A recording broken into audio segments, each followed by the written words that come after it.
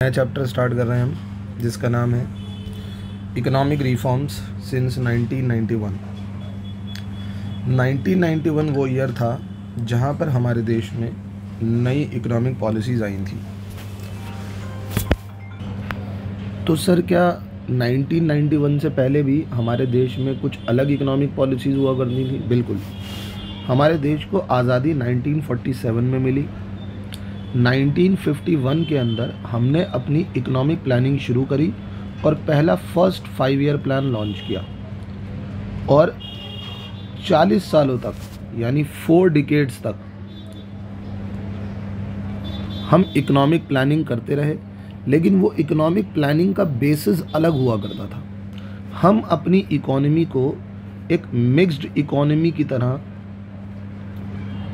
Consider किया करते थे। आज भी हमारी इकोनॉमी मिक्स्ड इकोनॉमी ही है, बट स्टिल इंडिपेंडेंस के बाद हमारी इकोनॉमी कुछ अलग तरह की नज़र आती थी। जैसे कि आपको मैं पहले टॉपिक में ही समझाने जा रहा हूँ कि हमें नई इकोनॉमिक पॉलिसीज़ की ज़रूरत क्यों पड़ी।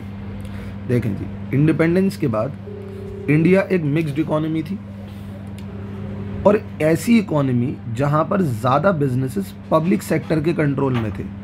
यानी हमारे देश की सरकार ने पब्लिक सेक्टर के ऊपर ज़्यादा ट्रस्ट शो किया था, ज़्यादा रिलायंस शो किया था।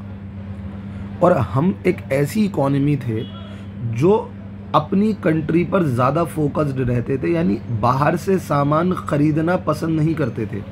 इंपोर्ट को सब्स्टिट्यूट करने के लिए हमारी कोशिश होती थी कि हम डोमेस्टिक इंडस्ट्रीज़ को ही इतना बड़ा बनाएं कि वो लोग बाहर से सामान परचेज़ ना कर सकें।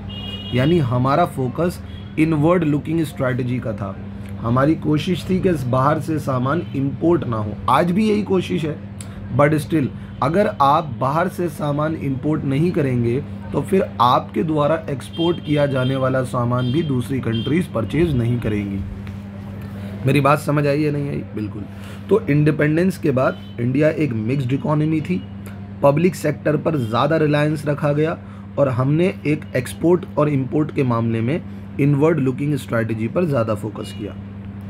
अब जैसे हम बात करते हैं कि हमने पब्लिक सेक्टर पर ज़्यादा रिलायंस रखा, तो प्राइवेट सेक्टर को रेगुलेट किया जाता था। प्राइवेट सेक्टर कभी भी अपने आप क्या बिज़नेस करना है, बिज़नेस को कितना एक्सपैंड करना है, ये प्राइवेट सेक्टर के कंट्रोल में नहीं रहता था। ये प्राइवेट सेक्टर को कम्प्लीटली रेगुलेट किया जाता था। लाइसेंस लेना पड़ता था उन लोगों को नया बिज़नेस करने के लिए, बिज़नेस को एक्सपैंड करने के लिए। समझ में आई बात? और रही बात इनवर्ड लुकिंग स्ट्रैटेजी की, तो हमारा फोकस था सेल्फ रिलायंस पर। यानी हम अपने ऊपर आत्मनिर्भर, आज मोदी जी कह रहे हैं ना आत्मनिर्भर, तो हम शुरुआत से ही हमारी कोशिश थी कि हम अपने ऊपर सेल्फ रिलायंट हो जाएं। समझ में आई बात या नहीं? हम सेल्फ सफिशेंट हो जाएं, हमें बाहर वालों से कुछ मंगाने की ज़रूरत ना पड़े। क्योंकि अगर बाहर से सामान खरीदेंगे तो हमारे देश की फॉरेन करेंसी बाहर जाने लग जाएगी। लेकिन इससे हुआ क्या? अब जैसे हमने पब्लिक सेक्टर पर रिलायंस शो किया प्राइवेट सेक्टर को रेगुलेट करके, तो पब्लिक सेक्टर इमर्ज हुआ as a centre of leakage, pilferage और करप्शन।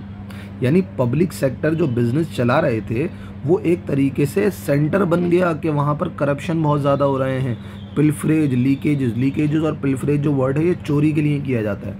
यानी पब्लिक सेक्टर बिजनेसेस को ग्रो तो करने से रहा, उल्टा वहाँ पर जो गवर्नमेंट के कर्मचारी थे वो करप्शन करने लग गए, सब पर्सनल फ़ायदा देखने लग गए, और जो पब्लिक सेक्टर बिजनेस चला रहा था उसका ओवरऑल नुकसान होने लग गया। इसी तरीके से जब हमने इनवर्ड लुकिंग स्ट्रैटेजी पर फोकस किया, यानी हमने बाहर से जो सामान इंपोर्ट होकर आता था हम उसके ऊपर ज़्यादा से ज़्यादा टैक्स लगा दिया करते थे कि इंपोर्टर जो इंपोर्ट करने वाला है वो पछताए कि बाहर से मैंने इंपोर्ट कर क्यों लिया, क्योंकि सरकार इतना ज़्यादा टैक्स लगा देती थी।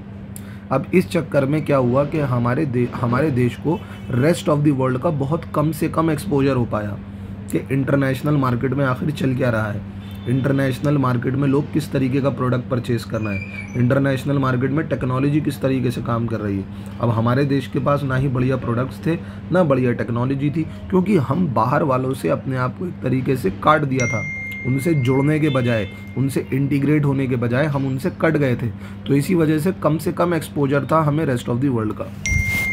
अब इसी की वजह से क्या हुआ इसी की वजह से फिर हमने क्या किया भाई, हमारे पास कंट्री बहुत ज़्यादा कर्जे में जाने लग गई, हमारी कंट्री नुकसान में जाने लग गई। तो हमने क्या किया, हमने अप्रोच किया वर्ल्ड बैंक को, हमने अप्रोच किया इंटरनेशनल मॉनेटरी फंड को। ये दोनों फॉरेन इंस्टीट्यूशन है, क्योंकि हमें फाइनेंशियल हेल्प की ज़रूरत थी। और फिर उन्होंने हमें लोन दिया भी, उन्होंने हमें लोन दिया, उन्होंने फाइनेंशियल हेल्प करी, उन्होंने हमें $7 मिलियन का लोन भी दिया। लेकिन उन्होंने एक कंडीशन रखी कि भाई आपको अपनी इकोनॉमी को सुधारना पड़ेगा, आपको अपनी ग्रोथ ऑफ स्ट्रैटेजी को रिवाइज करना पड़ेगा। और इसी चक्कर में हमें अपनी स्ट्रैटेजी ऑफ ग्रोथ को क्या करना पड़ा, रिवाइज करना पड़ा। और यहीं से इमरजेंस आई किसकी, न्यू इकोनॉमिक पॉलिसी की। तो 1991 वो ईयर था जहां पर नई इकोनॉमिक पॉलिसीज़ को लॉन्च किया गया था।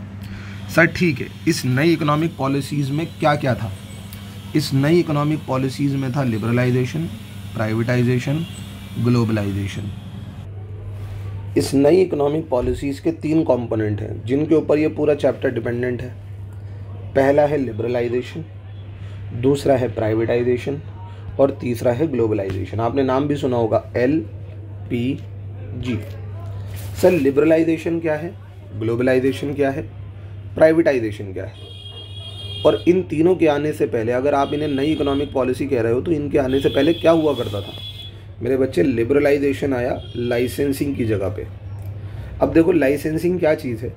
मान लो मुझे कोई एक इंडस्ट्री में एंटर करना है, मुझे एक इंडस्ट्री में एंटर करना है। फॉर एग्जांपल मुझे ना स्टील इंडस्ट्री में एंटर करना है, मैं स्टील का व्यापार करना चाहता हूँ। तो इस इंडस्ट्री में एंटर करने के लिए मुझे पहले लाइसेंस की ज़रूरत होती थी।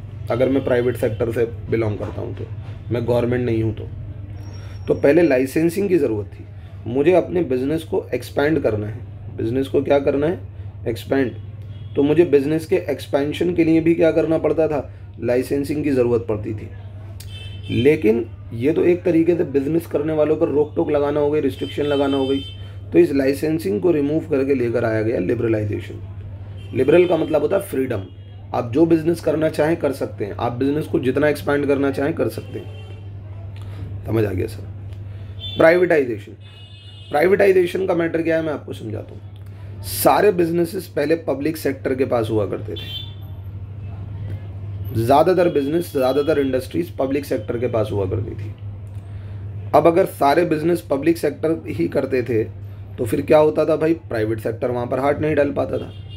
लेकिन उन बिजनेसेस के अंदर लॉसेस आने लग गए, उन बिजनेसेस के अंदर बहुत ज़्यादा नुकसान होने लग गया, और गवर्नमेंट की बहुत ज़्यादा इन्वेस्टमेंट उन बिजनेसेस पर थी, और गवर्नमेंट वहाँ पर इंडस्ट्रीज़ लगाकर देश का भला करना चाहती थी, क्योंकि वो बिजनेसेस ज़रूरी थे।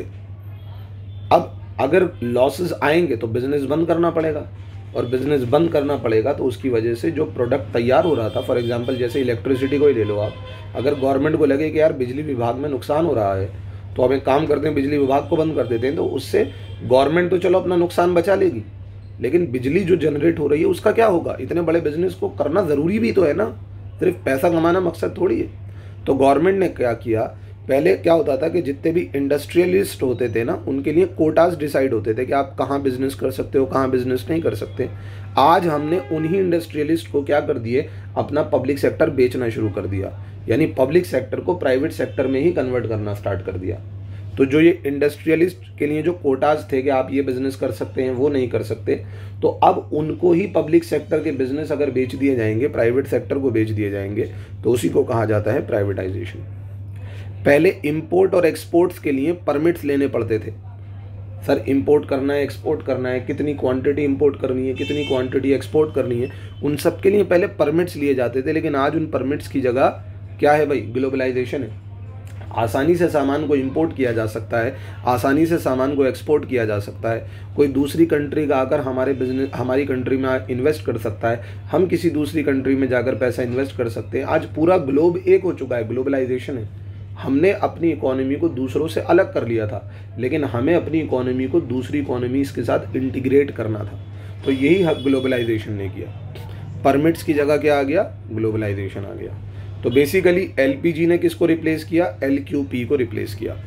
ठीक है, अब ज़रा देखो, अभी तो मैंने आपको मोटी मोटी बात बताई है कि न्यू इकोनॉमिक पॉलिसी के 3 कंपोनेंट थे, लिबरलाइजेशन, प्राइवेटाइजेशन और ग्लोबलाइजेशन। अब हम इनके बारे में तरीके से समझना स्टार्ट करेंगे। लिबरलाइजेशन क्या है, प्राइवेटाइजेशन क्या है, ग्लोबलाइजेशन क्या है। देखो मैं आपको एक बात बता दूं, सबसे ज़्यादा कंटेंट अगर आपको कहीं पर देखने को मिलेगा ना तो वो लिबरलाइजेशन में ही देखने को मिलेगा। बाकी अगर बात की जाए प्राइवेटाइजेशन की और ग्लोबलाइजेशन की तो उसमें इतना कंटेंट पढ़ने के लिए हमारे लिए नहीं है।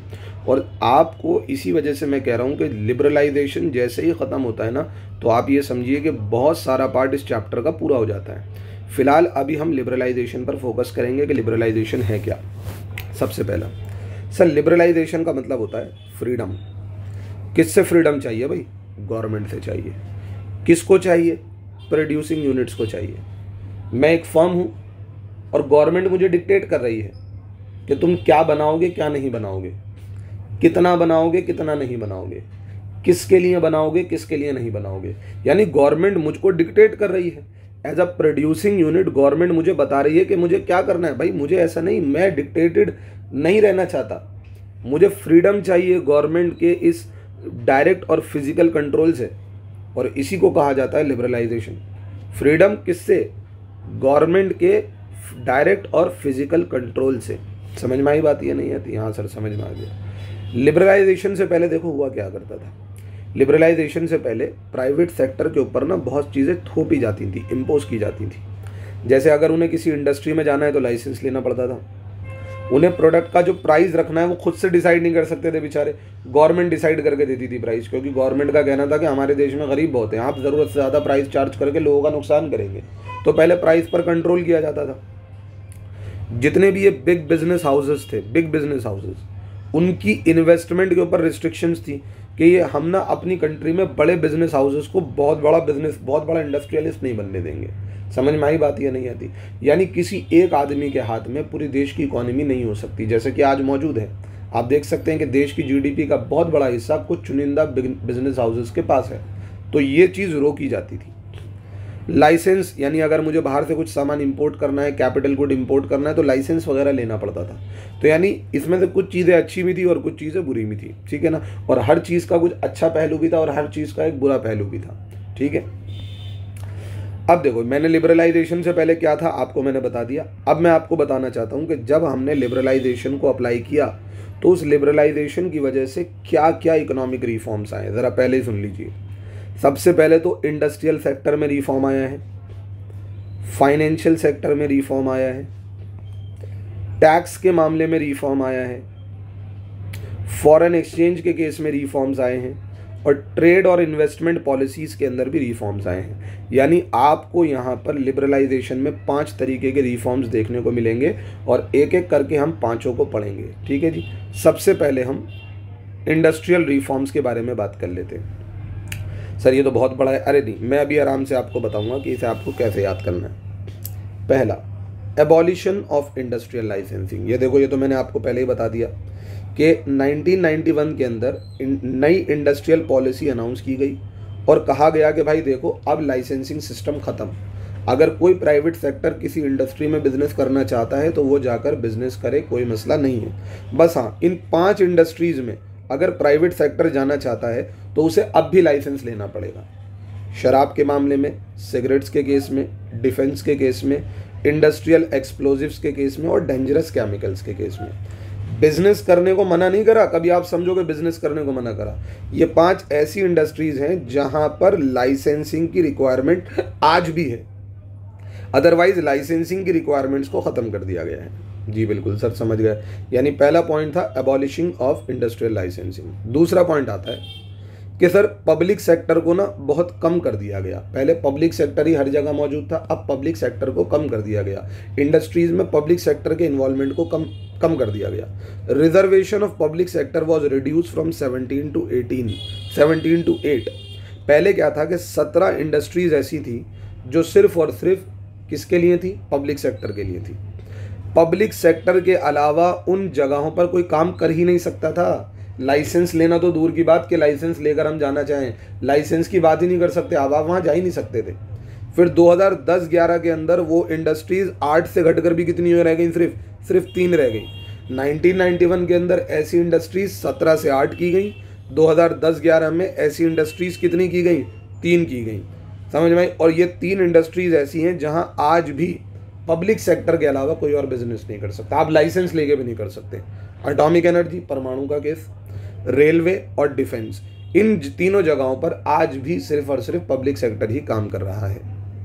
ठीक है, तो इंडस्ट्रियल लाइसेंसिंग को हटाया गया, पब्लिक सेक्टर को कॉन्ट्रैक्ट कर दिया गया, मतलब जो उनकी जो रिजर्वेशन थी ना, उस रिजर्वेशन को कॉन्ट्रैक्ट कर दिया।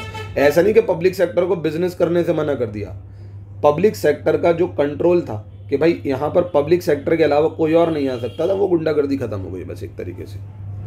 अगला पॉइंट आता है D reservation of production areas.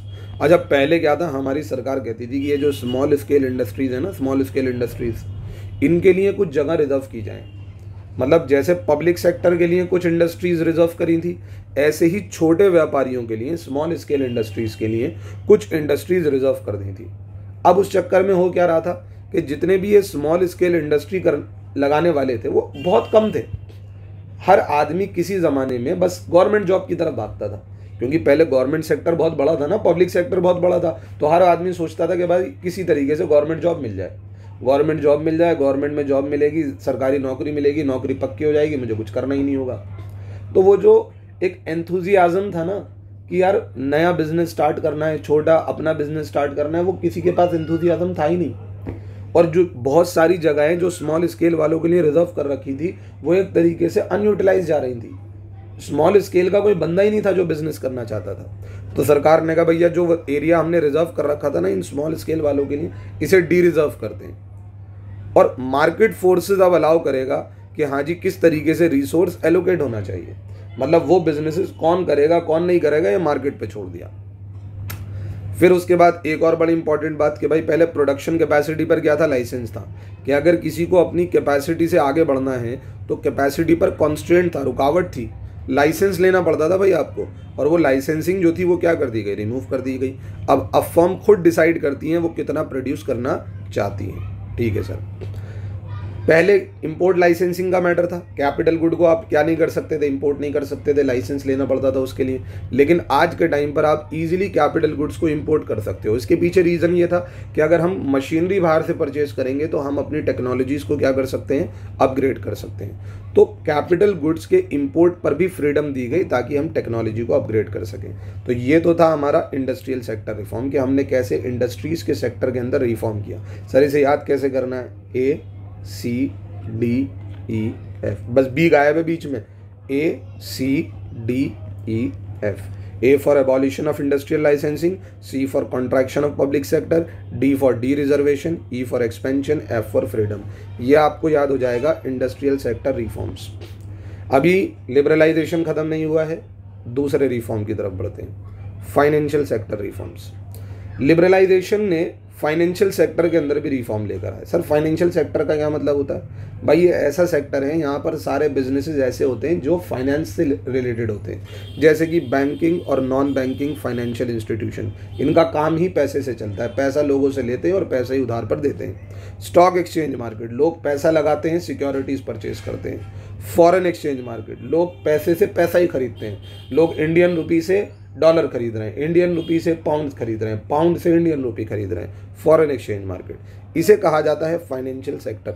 और इसी फाइनेंशियल सेक्टर के अंदर रिफॉर्म्स लेकर आने की ज़रूरत थी, और वो रिफॉर्म कैसे लेकर आए गए हैं। देखो जी, इंडिया के अंदर फाइनेंशियल सेक्टर को रेगुलेट करता कौन है, आरबीआई रेगुलेट करता है, रिजर्व बैंक ऑफ इंडिया के पास पूरा कंट्रोल है फाइनेंशियल सेक्टर का। तो लिबरलाइजेशन से पहले क्या हुआ करता था कि आरबीआई जो है वो पूरी तरीके से गुंडा बना हुआ था, है ना, रेगुलेटर बना हुआ था। लेकिन लिबरलाइजेशन के बाद आरबीआई के रोल को शिफ्ट किया गया। आरबीआई पहले रेगुलेटर की तरह ट्रीट होता था, अब आरबीआई फैसिलिटेटर की तरह ट्रीट होता है फाइनेंशियल सेक्टर का। जैसे कि एज अ रेगुलेटर आरबीआई क्या करता था, इंटरेस्ट रेट जो कमर्शियल बैंक को रखना है वो आरबीआई डिसाइड करता था, यानी एसबीआई कितना इंटरेस्ट रेट पब्लिक से चार्ज करेगा ये आरबीआई बताता था, एचडीएफसी कितना इंटरेस्ट रेट पब्लिक से चार्ज करेगा आरबीआई बताता था। लेकिन एज अ फैसिलिटेटर अब आरबीआई ने क्या किया, आरबीआई ने कहा देखो भाई अब हम आपको डिक्टेट नहीं करेंगे कि आप कितना इंटरेस्ट रेट कितना किससे चार्ज करना चाहते हो, आप देखो कि मार्केट फोर्सेस आपको क्या अलाउ कर रहे हैं, डिमांड एंड सप्लाई आपको क्या अलाउ कर रही है। आज के टाइम पर आरबीआई कहता है कि free play of market forces के हिसाब से आप खुद डिसाइड कर लो, और आरबीआई ने इन लोगों को छोड़ दिया कि कमर्शियल बैंक खुद से डिसाइड करे कि उनका इंटरेस्ट रेट क्या होगा। क्योंकि भाई कमर्शियल बैंक को देखना है कि लोग लोन अगर लेने हमसे आ रहे हैं तो हम सस्ते दामों पे सस्ते इंटरेस्ट पर उन्हें लोन दें या ज़्यादा इंटरेस्ट पर उन्हें लोन दें। ठीक है जी। अब जैसे ही ऐसा होने लग गया, यानी जितने भी ये बैंक वगैरह थे इन्हें कहा यार हमारे तो मज़े आ गए, ये पहले आरबीआई क्या करता था, हमें ज़्यादा इंटरेस्ट चार्ज नहीं करने देता था, हमें पैसा कमाने नहीं देता था। अब जैसे ही free play of market forces पर सारा मामला आ गया, तो उसी वजह से अब लोगों को रियलाइज़ हुआ कि यार अब तो ये जो बिज़नेस है, बैंकिंग बिजनेस है, ये तो बड़ा अच्छा है। तो यहाँ पर इसकी वजह से एक इमरजेंस क्रिएट हुई, प्राइवेट बैंकर्स भी यहाँ पर आने लग गए, domestic as well as international banks India के अंदर ओपन होने लग गए।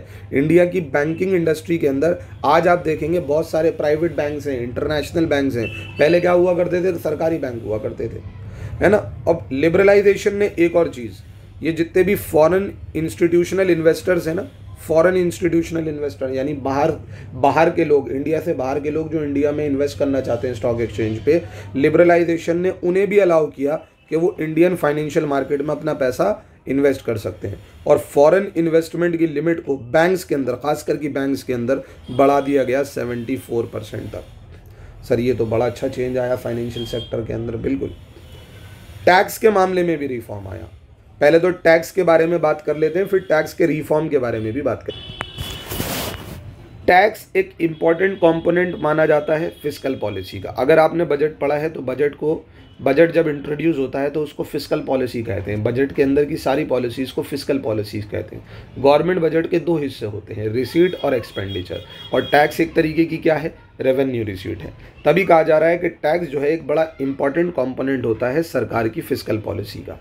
आपको थोड़ा टैक्स के बारे में भी इन्होंने बताने की कोशिश करी कि टैक्स दो पार्ट में डिवाइडेड है, एक है डायरेक्ट टैक्स और एक है इनडायरेक्ट टैक्स। अब डायरेक्ट टैक्स का मैटर क्या है भाई, डायरेक्ट टैक्स में बर्डन जो है वो किसी दूसरे पर शिफ्ट नहीं हो सकता, लेकिन इनडायरेक्ट टैक्स में बर्डन जो है वो शिफ्ट किया जा सकता है।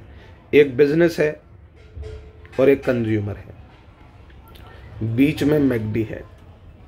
आप मैकडी जाकर बर्गर परचेज करते हैं और मैकडी वालों को बर्गर का प्राइस देते हैं और जीएसटी देते हैं, और ये जीएसटी फिर मैकडी किसको दे देता है, सरकार को दे देता है। सॉरी मैंने बिजनेस लिख दिया था, गवर्नमेंट है।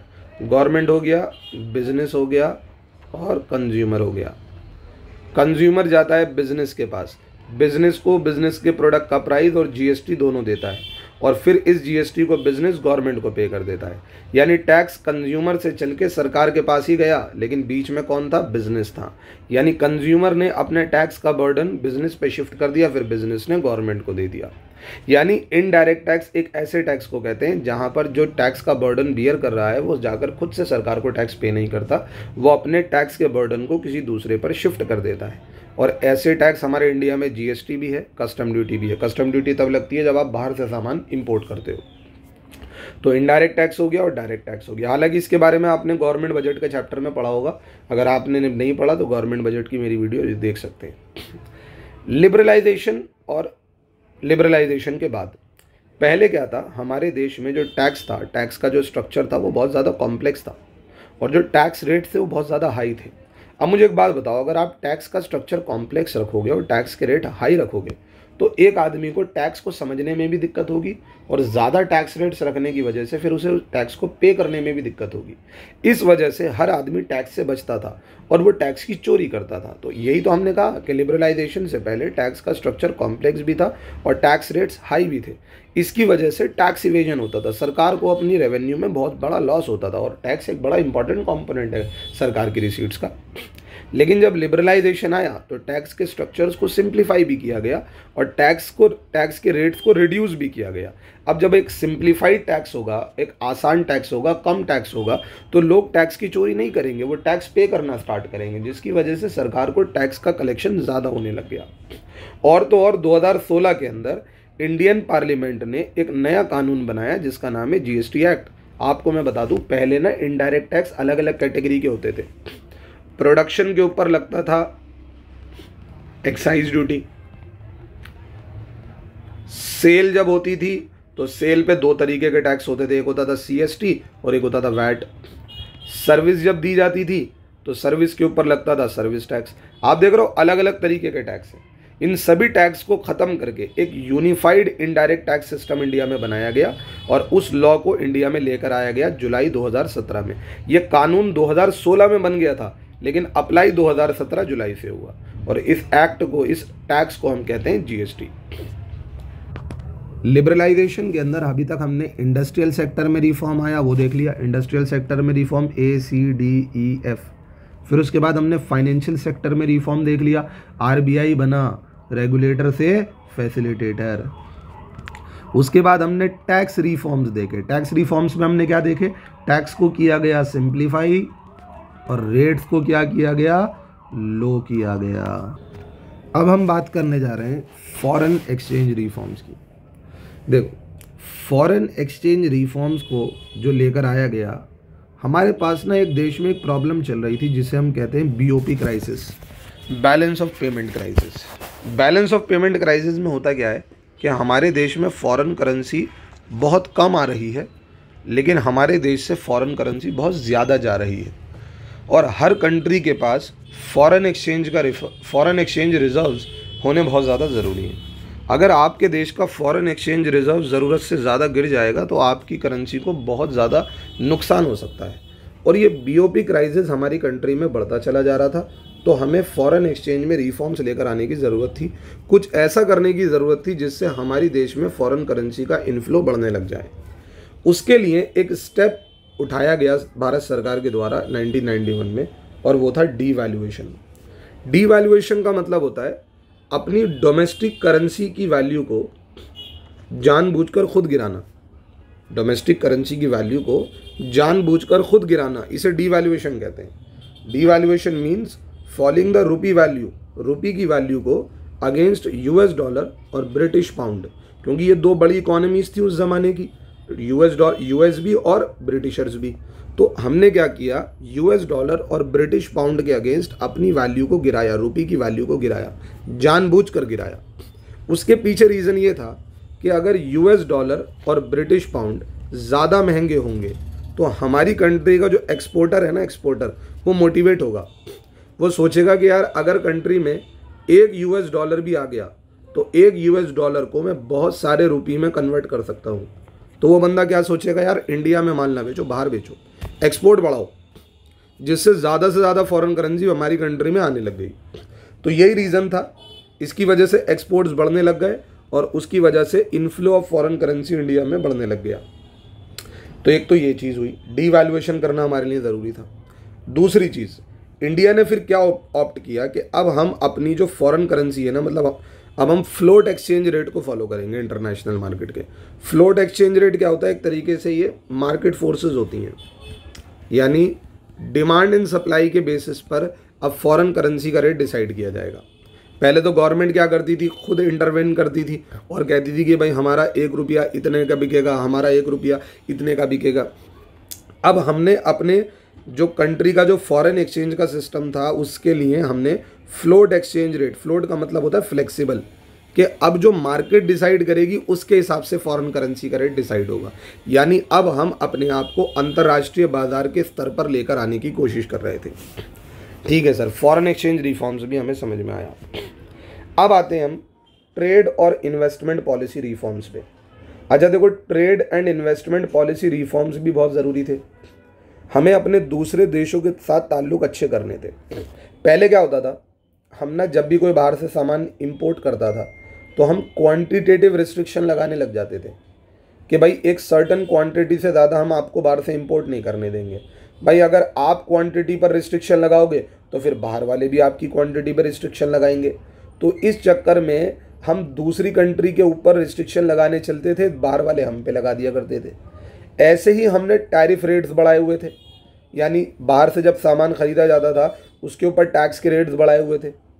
तो हमने इन दोनों को ही रिड्यूस किया, क्वांटिटेटिव रिस्ट्रिक्शन को तो हटा ही दिया और जो टैरिफ रेट्स थे उन्हें क्या कर दिया, रिड्यूस कर दिया। अब इससे क्या होगा कि सामान जो बाहर से इंपोर्ट हो रहा है वो किसी भी क्वांटिटी में ख़रीदा जा सकता है, और जो बाहर से सामान इंपोर्ट हो रहा है उसके ऊपर जो टैक्स का रेट है वो भी कम होने लग गया। समझ में आई? अब अगर आप दूसरे मुल्कों के लिए ऐसा करोगे तो अब आपकी कंट्री के लिए भी ऐसा करना आसान होगा। आप कहीं पर अपना सामान एक्सपोर्ट करने जाओगे, क्वांटिटी पर रिस्ट्रिक्शन नहीं होगी। आप कहीं पर अपना सामान एक्सपोर्ट करने जाओगे, टैक्स के रेट्स वहाँ पर कम होंगे। समझ में आई बात या नहीं आती? तो इससे क्या होगा, दूसरे मुल्कों से अंतर्राष्ट्रीय लेवल पर, इंटरनेशनल लेवल पर आपके जो ताल्लुकात हैं वो अच्छे होंगे। इंपोर्ट को लेके लाइसेंसिंग थी, उसे रिमूव किया गया। हाँ, लेकिन हजार्डस गुड्स के केस में आज भी लाइसेंसिंग ज़रूरी है। एक्सपोर्ट ड्यूटीज़ को हटा दिया गया। एक्सपोर्ट ड्यूटी यानी अगर हमारे कंट्री का बंदा कोई बाहर एक्सपोर्ट कर रहा था तो उसकी तो एक्सपोर्ट ड्यूटी हटा दी, उसको रिलैक्सेशन दिया कि अगर हम एक्सपोर्ट ड्यूटी हटाएंगे तो उससे क्या होगा, एक्सपोर्ट ड्यूटी हटाने से क्या होगा, उससे ये होगा कि हमारा जो प्रोडक्ट है दूसरे मुल्कों के अंदर सस्ता पहुंचेगा और वो हमारा प्रोडक्ट ज़्यादा कॉम्पिटिटिव होगा, आसानी से बिक पाएगा। तो ये सारी थी हमारी लिबरलाइजेशन की बातें। इंडस्ट्रियल पॉलिसी, इंडस्ट्रियल पॉलिसी में आपने ACDEF पढ़ा, आपने फिर फाइनेंशियल सेक्टर के रिफॉर्म्स पढ़े, RBI के रोल को चेंज होते हुए देखा, आपने टैक्स रिफॉर्म्स देखा, वहाँ पर आपने देखा कि भाई स्ट्रक्चर को क्या नाम है सिंप्लीफाई किया जा रहा है और टैक्स रेट्स को रिड्यूस किया जा रहा है। आपने फॉरेन एक्सचेंज के रिफॉर्म्स को देखा, वहाँ पर आपने देखा गया कि भाई डीवैल्यूएशन को अपनाया गया और फ्लोट एक्सचेंज रेट को अपनाया गया। आपने ट्रेड एंड इन्वेस्टमेंट पॉलिसी को देखा, जिसमें आपने देखा कि आप रिस्ट्रिक्शंस ख़त्म कर रहे हैं, टैरिफ्स को कम कर रहे हैं। समझ में आई बात या नहीं आती? ये सारा था हमारा लिबरलाइजेशन। अब हम आ जाते हैं दूसरे पार्ट पर, जिसे कहते हैं प्राइवेटाइजेशन। देखो यार, सिंपल सी एक बात बताऊं, एक पब्लिक सेक्टर बिजनेस है, उसे प्राइवेट सेक्टर बिजनेस बना दो, यही है privatisation. Privatisation is the process of involving the private sector in the ownership of state owned enterprises. भाई देखो यहाँ पर हो क्या रहा है, आप इन्वॉल्व कर रहे हो किसको, प्राइवेट सेक्टर को। कहाँ पर, ओनरशिप में। किसकी ओनरशिप में, state owned enterprise. State owned enterprise क्या होती है, सरकार के द्वारा खरीदी गई एंटरप्राइज को आप बेच रहे हो, उसकी ओनरशिप को आप प्राइवेट सेक्टर को बेच रहे हो, इसी को प्राइवेटाइजेशन कहते हैं। दो तरीके होते हैं इसके, या तो आपने आउटराइट सेल कर दिया यानी कंप्लीटली एक अपनी एंटरप्राइज को बेच दिया उन्हें, या फिर एक एंटरप्राइज थी जहां पर पब्लिक सेक्टर और प्राइवेट सेक्टर दोनों मिलकर ओनरशिप रोल प्ले कर रहे थे। पब्लिक सेक्टर ने कहा हम अपनी ओनरशिप को क्या कर दें, विड्रॉ, अब बस किसका रह गया, प्राइवेट का। तो अगर या तो आपने आउटराइट सेल कर दी, या फिर आपने गवर्नमेंट ओनरशिप को मिक्स्ड एंटरप्राइज से क्या कर लिया, विड्रॉ कर लिया। अब ऐसा करने से, प्राइवेटाइजेशन लेकर आने से कोई फ़ायदा हुआ? हाँ जी, ये 4 फायदे हुए। इंपॉर्टेंट है भाई, ये प्राइवेटाइजेशन में इंपॉर्टेंट है। सबसे पहला, बिजनेसेस में एफिशिएंसी आई। सर एफिशिएंसी कैसे? देखो एक बात बताओ, अगर कोई एंटरप्राइज पब्लिक सेक्टर चला रही है तो पब्लिक सेक्टर उसका जो प्रॉफिट है कहाँ लेकर जाती है? सर कहीं नहीं लेकर जाती। पब्लिक सेक्टर का प्रॉफिट जनता का प्रॉफिट होता है, सरकार उसको जनता के लिए खर्च करती है। तो पब्लिक सेक्टर में काम करने वाले लोग अपने लिए काम कर रहे हैं या सोशल इंटरेस्ट के लिए? सर सोशल इंटरेस्ट के लिए। और क्या सोशल इंटरेस्ट के लिए काम करने वाला आदमी क्या पूरी डेडिकेशन और कमिटमेंट के साथ कभी काम करेगा? नहीं करेगा। लेकिन अगर वही एंटरप्राइज प्राइवेट सेक्टर एंटरप्राइज है तो वहां पर सेल्फ इंटरेस्ट सुप्रीमेसी में आ जाएगा ओवर सोशल इंटरेस्ट, और उस चक्कर में वो एंटरप्राइज जो है वो 100% डेडिकेशन और कमिटमेंट के साथ काम करेगी, जिसकी वजह से एफिशिएंसी अपने आप आने लग जाएगी। ठीक है सर, समझ आया। पहला फायदा एफिशिएंसी। दूसरा फायदा है मॉडर्नाइजेशन। आज के ज़माने में एंटरप्राइजेज मॉडर्नाइज हो गई हैं। बताऊं क्यों? क्योंकि आजकल का ज़माना कॉम्पिटिटिव एनवायरनमेंट है। चाहे आप डोमेस्टिक लेवल पर देख लें कंपटीशन है, इंटरनेशनल लेवल पर देख लें कंपटीशन है। अब डोमेस्टिक और इंटरनेशनल लेवल का ये कंपटीशन आपको इन्फ्लुएंस करता है। इंड्यूस का मतलब होता है इन्फ्लुएंस। आपको इन्फ्लुएंस करता है कि आप अपने आप को अपग्रेड करें और मॉडर्नाइज करें। अब अगर ये कंपटीशन ही नहीं होगा तो आदमी पुराने थकेले तरीके से काम करता रहेगा, लेकिन कॉम्पिटिटिव एनवायरनमेंट उसको इंड्यूस करता है कि इंसान अपने आप को अपग्रेड करे, मॉडर्नाइज करे, और that is why private sector ने अपने आप को अपग्रेड किया, मॉडर्नाइज किया। अगर पब्लिक सेक्टर होता तो कभी ऐसा नहीं होता। आज अगर आप देखें SBI वगैरह क्या कर रहे हैं, आज अपने एड्स चला रहे हैं कि हमने अपने आप को ऑनलाइन में कन्वर्ट कर लिया, मॉडर्नाइज कर लिया। MS धोनी को लेकर चला रहे हैं कि भाई पता है हमारा बैंक कौन है। भाई आज कर रहे हो तुम ये काम, प्राइवेट बैंक्स ने ये काम कब से पहले कर लिया है, अपने आप को कब से मॉडर्नाइज कर लिया है। तो यही डिफरेंस है मेरे बच्चे प्राइवेट सेक्टर और पब्लिक सेक्टर का। डाइवर्सिफिकेशन, देखो भाई ऐसा है, डाइवर्सिफिकेशन का मतलब मैं आपको बता दूं, एक कंपनी है खाली प्रोडक्ट ए बेचती है, लेकिन कंपनी को दिखा कि भाई प्रोडक्ट ए बहुत अच्छा बिजनेस करके दे रहा है, उन्होंने प्रोडक्ट बी में भी इन्वेस्ट कर दिया, प्रोडक्ट सी में भी इन्वेस्ट कर दिया, क्योंकि प्राइवेट सेक्टर सिर्फ मुनाफा देखता है, वो अपने बिजनेस को डाइवर्सिफाई करता चला जाता है। आज टाटा देखो ना जाने कितने बिजनेस कर रहा है, उसे डाइवर्सिफिकेशन ही तो कहते हैं। क्योंकि भाई जब प्राइवेट सेक्टर को नज़र आता है कि भाई मार्केट से हाई प्रॉफिट आ रहा है, तो उसकी चक्कर में वो क्या करते हैं, प्रोडक्ट के डाइवर्सिफिकेशन को प्रमोट करते हैं, और उससे फ़ायदा उन्हें भी होता है और लोगों को भी होता है। क्योंकि एक ही कंपनी वैरायटी ऑफ प्रोडक्ट बेचेगी तो लोगों के पास ज़्यादा प्रोडक्ट होंगे इस्तेमाल करने के लिए। और सबसे इंपॉर्टेंट बात, प्राइवेट सेक्टर का जो फोकस है वो कंज्यूमर है।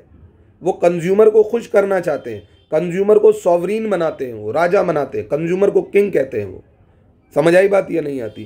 कंज्यूमर को अपना सब कुछ मानते हैं, क्योंकि कंज्यूमर उनको पैसे दे रहा है, प्रॉफिट कमा रहे हैं वो, तो इससे कंज्यूमर सोवरिनिटी प्रमोट होती है। उसका रिजल्ट ये आता है कि आज कंज्यूमर के पास वाइडर चॉइस है, बढ़िया क्वालिटी के प्रोडक्ट हैं, क्योंकि हर आदमी कंज्यूमर को सेटिस्फाई करने में लगा हुआ है।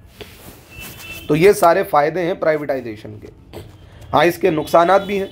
जैसे नुकसानात में आपको मैं बताऊंगा, सोशल इंटरेस्ट को इग्नोर किया गया है पर्सनल इंटरेस्ट के चक्कर में, और मार्केट फोर्सेस के हिसाब से आज चलना पड़ता है। जैसी डिमांड है उसी के हिसाब से प्रोडक्ट बनेगा। समझ आई बात या नहीं आती? और इस चक्कर में सिर्फ वो गुड्स प्रोड्यूस किए जाते हैं, उन लोगों के लिए प्रोड्यूस किए जाते हैं जिनके पास मीन्स यानी पैसा है उन्हें खरीदने के लिए। तो प्राइवेटाइजेशन का ये नुकसान हमें देखने को मिला है। तो ये हमने प्राइवेटाइजेशन के बारे में पढ़ लिया। अब हम ग्लोबलाइजेशन के बारे में पढ़ लेते हैं। देखो भाई, ऐसा है, अगर मैं अपने आप को वर्ल्ड इकोनॉमी से अलग कर लूँगा, ये कहूँगा कि भाई मुझे दुनिया के साथ नहीं अलग से रहना है, तो ये ग्लोबलाइजेशन नहीं है। लेकिन अगर मैं दुनिया की इकोनॉमी के साथ अपने आप को जोड़ने की कोशिश करूँगा कि भाई मुझे सबके साथ रह के चलना है, इसके लिए वर्ड यूज़ होता है इंटीग्रेटिंग। ग्लोबलाइजेशन का मतलब होता है डोमेस्टिक इकोनॉमी को वर्ल्ड की दूसरी इकोनॉमी के साथ इंटीग्रेट करना, इसे ग्लोबलाइजेशन कहते हैं। इसके अंदर हम ओपननेस को इंक्रीज करते हैं, अपने दरवाजे इकोनॉमिक कॉरिडोर्स खोलते हैं, हम इकोनॉमिक इंटरडिपेंडेंस को ग्रो कर रहे हैं। मैं आपको एक बात बताता हूँ, इकोनॉमिक इंटरडिपेंडेंस का आपको एग्जांपल देता हूँ।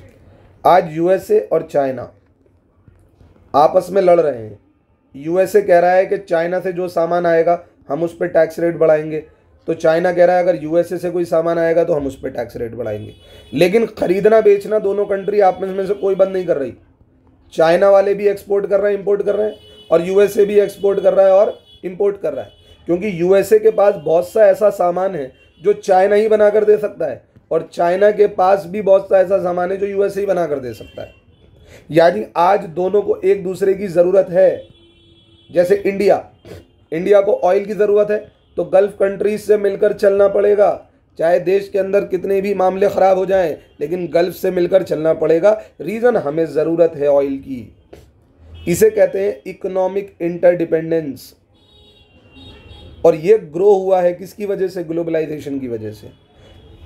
हमने दूसरों के लिए और दूसरों ने हमारे लिए अपनी देश के इकोनॉमी के दरवाजे ओपन किए हैं। आज के टाइम पर हम इकोनॉमिकली दूसरे मुल्कों पर इंटरडिपेंडेंट हैं। आज हमें मालूम ही नहीं होता कि मैकडी एक फॉरेन ब्रांड है, हमें मालूम ही नहीं होता कि डोमिनोज एक फॉरेन ब्रांड है, KFC एक फॉरेन ब्रांड है। हम तो ये समझते हैं लोकल ब्रांड थी हमारे। इतना ज़्यादा डीपली इकोनॉमिकली हम इंटीग्रेट हो चुके हैं। तो यही है ग्लोबलाइजेशन। ग्लोबलाइजेशन अलाउ करता है unrestricted flow of goods and services. आज गुड्स एंड सर्विसेज आपस में एक्सचेंज हो रहे हैं, टेक्नोलॉजी आपस में एक्सचेंज हो रही है, एक कंट्री की एक्सपर्टीज़ दूसरी कंट्री की एक्सपर्टीज़ से एक्सचेंज हो रही है। हमारे यहाँ के लोग US में जाकर गूगल में काम कर रहे हैं, एप्पल में काम कर रहे हैं, तो ये एक्सपर्टीज शेयर करना ही तो हुआ। तो ये ग्लोबलाइजेशन का रीज़न है। अब मैं आपको समझाता हूँ सरकार ने ग्लोबलाइजेशन को प्रमोट करने के लिए कौन कौन सी स्ट्रैटेजीज अपनाई। सबसे पहली स्ट्रैटेजी जो थी वो थी फॉरेन इन्वेस्टमेंट की लिमिट को बढ़ा दिया गया। पहले क्या था, अगर कोई कंपनी है इंडिया में और उसमें कोई फॉरेन इन्वेस्टर इन्वेस्ट करना चाहता है, तो हमें तो भाई ईस्ट इंडिया कंपनी जैसी चीज़ों का बहुत बड़ा खतरा था, तो हमने कभी फॉरेन इन्वेस्टर को अलाउ ही नहीं करा कि वो पूरी तरीके से कोई बिजनेस इंडिया में ओन कर सकते हैं। अगर उन्हें इंडिया में बिजनेस में इन्वेस्ट करना भी है तो मैक्सिमम 40% तक की FDI अलाउड थी, फॉरेन डायरेक्ट इन्वेस्टमेंट। लेकिन आज उस FDI को 51 से लेके 100% तक बढ़ा दिया गया है। 47, क्या बोला मैंने, 47 high priority industries, 47 high priority industries ऐसी हैं जहां पर FDI 100% तक अलाउड है without any restriction and without any red tapism. Red tapism कहते हैं गवर्नमेंट इन्वॉल्वमेंट को। समझ में आई बात या नहीं आती? तो ये एक तरीके से एक स्ट्रैटेजी थी जिसने ग्लोबलाइजेशन को प्रमोट किया। दूसरी चीज आती है पार्शियल कन्वर्टिबिलिटी। पार्शियल कन्वर्टिबिलिटी का मतलब मैं आपको एक बात बताता हूँ। मेरे पास इंडियन रुपी है, मैं उस इंडियन रुपी को डॉलर में कन्वर्ट करना चाहता हूँ। कैसे कर पाऊँगा बताओ? कैसे कर पाऊँगा? खरीद के, फॉरेन करेंसी खरीद के। मेरे पास $1 है, मैं उसे दोबारा से इंडियन रुपी में कन्वर्ट करना चाहता हूँ। कैसे कर पाऊँगा? डॉलर बेच के, फॉरेन करेंसी बेच के। और जब आप फॉरेन करेंसी को मार्केट प्राइस पर खरीद भी सकते हैं और बेच भी सकते हैं, तो इसी चीज़ को पार्शियल कन्वर्टिबिलिटी कहा जाता है। सर लेकिन इसकी वजह से ग्लोबलाइजेशन पर कैसे इम्पैक्ट पड़ेगा? अब मुझे एक बात बताओ, import and export of goods and services, बाहर से सामान खरीदना और बाहर सामान बेचना, क्या ये ग्लोबलाइजेशन है या नहीं? हाँ है। लेकिन बाहर से सामान खरीदोगे कैसे? आप बाहर वाले को ₹1 देने जाओगे, इंडियन रुपी देने जाओगे, तो क्या वो एक्सेप्ट करेगा? नहीं करेगा। आपको इंडियन रुपी को फॉरेन करेंसी में कन्वर्ट करना पड़ेगा। यहाँ पर मैंने जितने भी ये पॉइंट्स लिखे हैं ना, इन सब में कन्वर्टिबिलिटी की ज़रूरत है। अगर आप इंपोर्ट कर रहे हैं, बाहर से सामान खरीद रहे हैं, तो पहले डॉलर खरीदना पड़ेगा। बाहर आपने एक्सपोर्ट किया तो आपको फॉरेन करेंसी मिली, लेकिन इंडिया में पैसा इस्तेमाल करना है तो उससे दोबारा रुपी खरीदना पड़ेगा। अगर बाहर से किसी ने आपकी कंट्री में इन्वेस्टमेंट कर रखी है और आपको उसकी इन्वेस्टमेंट पर उसे इंटरेस्ट या डिविडेंड देना है, तो आप रुपीज़ में नहीं दे सकते। उसकी पेमेंट करने से पहले आपको रुपी को डॉलर में कन्वर्ट करना पड़ेगा। बाहर आपकी कोई फैमिली का मेंबर रहता है, उसने आपको जॉब बाहर कर रहा है, पैसे घर यहाँ भेज रहा है, उसे रेमिटेंसेस कहते हैं।